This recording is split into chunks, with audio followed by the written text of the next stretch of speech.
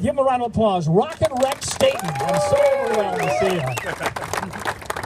I want to take it back to 1974. Come on out here. Is Harry Clem here today? Yes, he is. I want to talk to him too, but I want to talk to you first.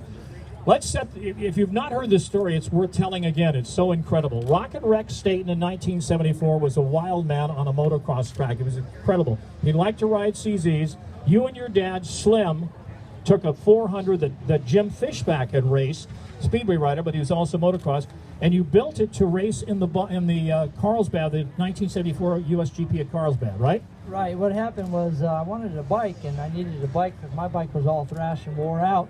And I went to CZ, and they gave me some bike that was in the back. It was one old Fishback's bike. He told me, take that home and fix it. And I'm like, okay, it's better than nothing. We took it home and worked on it and fixed it. And I got Harry, and I told Harry, you got to make this motor run. And I got to hole shot these guys, because this bike's going to be the heaviest bike out there, but I'm going to still hole shot them all. And we went to Carlsbad, and we ended up hole shotting, and I was going like hell, but the rear motor mounts broke, and the motor was shaking, and I was hanging on for my life. It was more than that. It was Harry Clem. Are you around here? I'd like to get in on this interview, Harry, because you really told a story about that afterward. You got the bike. Let me see if I can set it up right. You got the bike, and it was very, very slow, right? Yeah, it was just like the average CZ. It was okay. It was bulletproof, but it wasn't fast enough. And I knew Roger and them coming out with all those Suzuki factory bikes and all that. I'm going to need a little bit more power. And we had Heike McCullough there on a Husqvarna factory Husky, and I'm thinking, oh, we got to make this thing go. And then we would run up and down the road, but we'll let him kind of tell you the story. My dad would say, now you take it easy out there on the highway. He didn't want me to run up and down the road. I'm going, yeah, I need to go a little faster. But we'll let Harry tell you. Harry Clem was tuning for AFM for road racing in Southern California. I haven't seen you in a long time. It's good to see you. Elaborate on the story, because a lot of it he left out. Tell us what happened. Yeah, first of all, I can't believe I'm talking to Larry Huffman. My God, you're the hero here, buddy. Yeah, you know, in the early 70s, we did a lot of, my brother and I did a lot of road racing with Kawasaki 350s, and a big two-stroke single is a big two-stroke single, so I had plenty of experience making them run well and be reliable. And you know, the CZ was a plenty reliable engine, but they left a little bit to be desired for power. So when they gave us a stalker, Rex's dad, Slim, was having no part of going to the USGP with a stock CZ. So he said, take her all apart, do whatever you want to do. And I said, well, you know, I might make the power band a little narrower. He said, it's okay. Rex knows how to use it. He knows how to shift, right? He does. And so it took us a couple of weeks to build the bike, and it got awful fast. And as Rex said, we made a lot of passes up and down the street. The cops came, right? Till the cops came, so it kind of ended that test session. But it was enough to get all the tuning we had to do to be ready for Carlsbad, and that's what mattered. You got to Carlsbad. They put it on the scales, and it was the heaviest bike out there. Yeah, that was not our best moment. You know, I had no idea how big a deal that was, because, you know, I thought, a few pounds here, a few pounds there, but it was not a few pounds. It was like 30 pounds.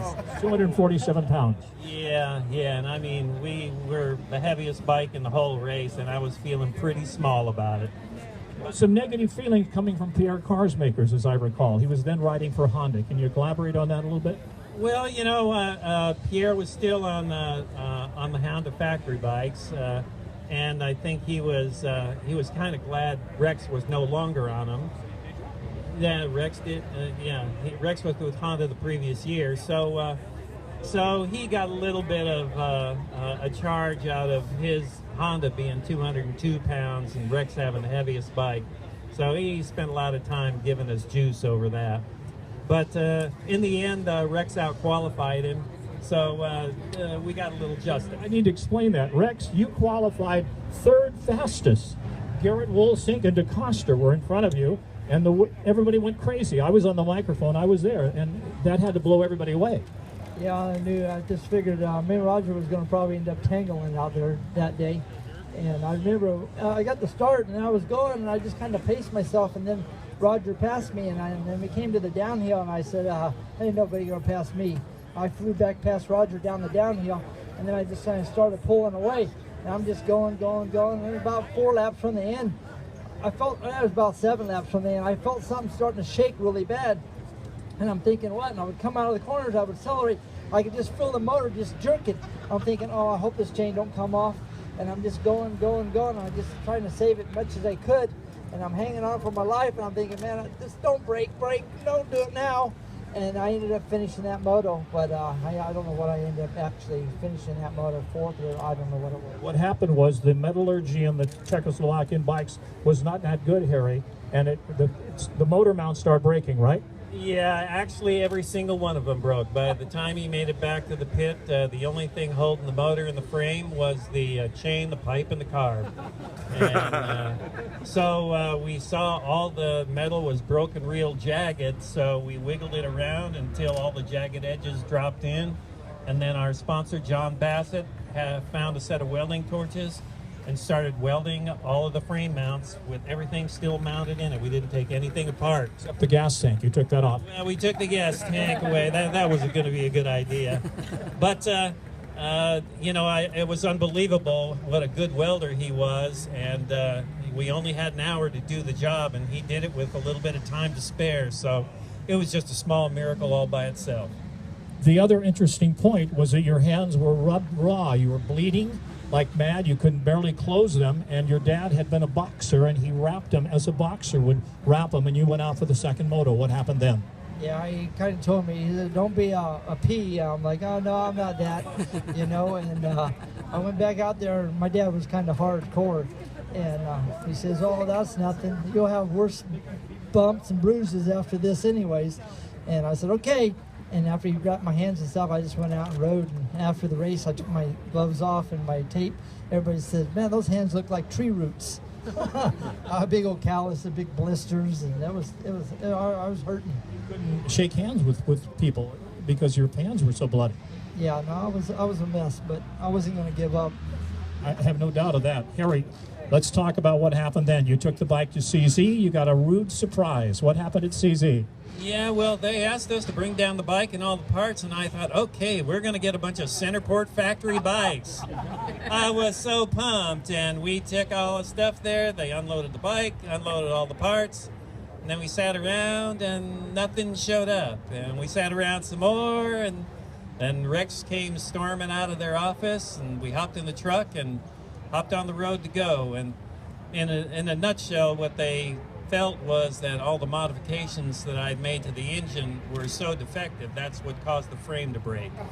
And so they said I was not allowed to touch any more of Rex's race bikes or practice bikes for any reason. So it was a big lesson in motorcycle politics. Yeah, right, and you got to understand that the Japanese companies were pouring millions into the development, and the CZs, they didn't have the money. Yeah, they and not only did they not have the money, but you know they were using the European way of thinking of the day, and they weren't being real open-minded, and that's really where the Japanese outdid them. But you know, the basic motorcycle was a great motorcycle. It just needed to be modified with the laws of physics, not the laws of Czechoslovakia. What is Clem Vintage? We build racing engines for vintage motocrossers and vintage road racers. We only do air-cooled two-strokes, and we're in the business of making stuff that gets raced. Where are you located, and what is the website? The website is clemvintage.com, and we're located in western Arizona, about 90 miles south of Vegas. KLEMM vintage.com, ladies and gentlemen. It's a pleasure to see you back again. I haven't seen you for 30 years. It's really good. I still can't believe I'm talking to Larry Huffman. Harry Clem, ladies and gentlemen. Give him a round of applause. And you also said afterward you never touched another CZ the rest of your life. Well, not till about 4 years ago. Yeah, I do that. Yeah. Rocket Rex, a lot of good memories in racing.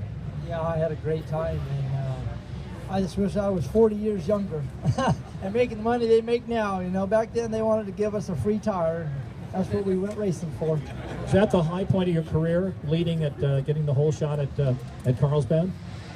I don't know. 74 was at Carlsbad or at LA Coliseum on that 360 Honda. Coming out of the peristyles there, I went all the way to the bottom. I just flew out and I actually stretched that bike 2 inches. It went from a 58-inch wheelbase to a 60-inch wheelbase. And the Honda goes, I don't know, we want you riding one of these. And then they gave me a 4-stroke, took me back to Honda Hills. Next thing, that thing broke in half, and then they gave me another 360. I broke that in half. They said, you know, Staten, you would break a lead ball. The peristyle, I was the announcer at the Coliseum, and the way it was set up by Mike Goodwin, the promoter, was you guys would come around the peristyle end, and you would go out. You couldn't see, all you saw was darkness, right? The grass way out there where the football field was, and I just came out and just clicked it and just went. And next thing I was like, oh, holy mackerel. I just kind of give it a little flick sideways, a little cross up back then, you know. Now they would probably do backflips, but and then down there, and the crowd went crazy. And I can remember Carlsbad too. As I was coming down the downhill in those sweet little corners, people were reaching out with their baseball caps and hit me on the helmet. Go, go! And I'm like, I'm going, baby, I'm going. Great memories. Yeah, it was great. I had a good life. Really did. Well, I can't think of anything else to ask. You want to add anything? Want to thank people for coming out today? Yeah, I want to thank everybody, especially all the work Mike put into this bike and stuff. I know it takes a lot of time, and we all got to work for a living. And trying to do stuff like this, it's really hard. Because I got about 10 CZs, and I haven't had time. My wife says, why don't you get rid of that junk? I said, honey, one of these days I'm going to retire. I'm going to work on it. Hell, you already ready to retire.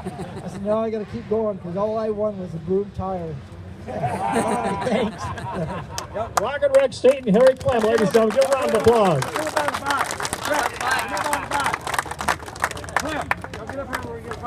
Get a photo. Is that the bike? Come on. Harry, is that the bike that he was on? That's the bike that he raced. You want me in it? Okay. That's the bike that he raced back in there.